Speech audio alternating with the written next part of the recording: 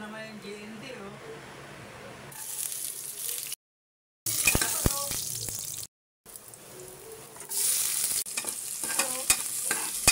Kung may pera ko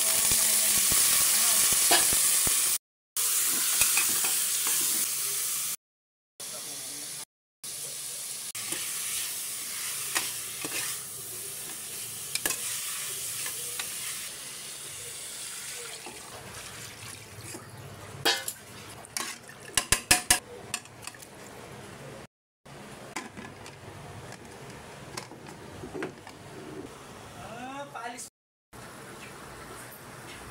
Baka may pera siya, sabi mo ito sa inyo.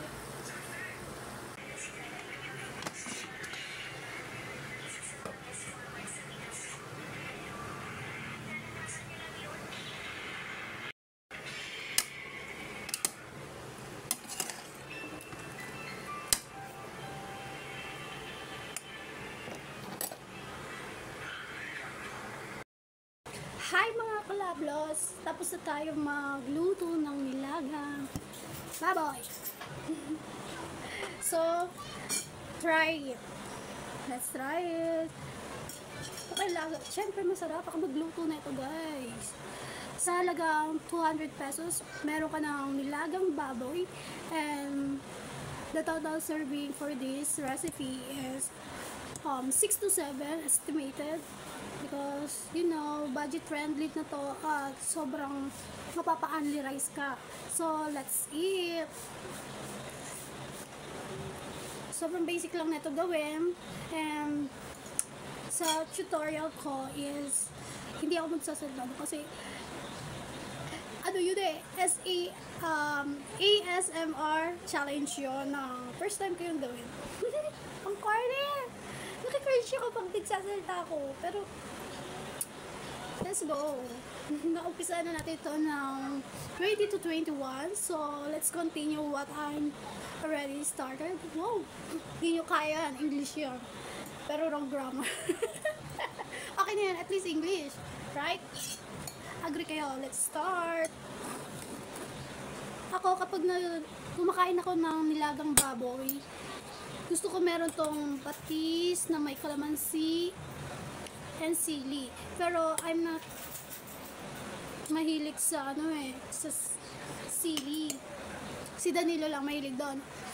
Kapag naggaganto kami mga masabaw na ulam, naggaganon kami. Kailangan merong sausawan, like that, like no. Ang daing sabi. So, let's start na talaga. Let's stay. Wow. Ang dami nito. Alam niyo ba kung magkano tong baboy? Halagang 130 pesos. Ay, rather 120 estimated, ganon. Mga ganong price. Masarap yung sabaw kasi ako kapag nagtitimpla ko ng ng mga ulam or anything, gumagamit talaga ako ng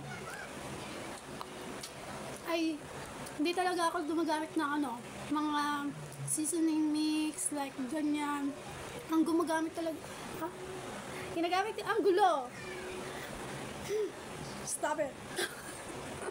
Hindi ko alam kung ano sasabihin ko. Nakakakinig. Naiya ako. Ewan po, nakikita ko. Pero maganda. Baka i-bash nyo ako agad.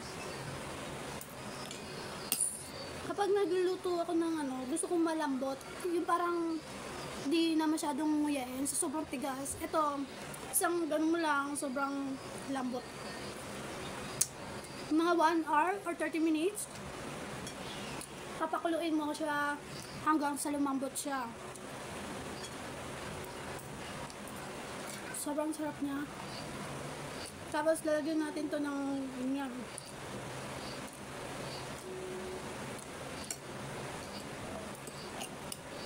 Sige, kain na tayo.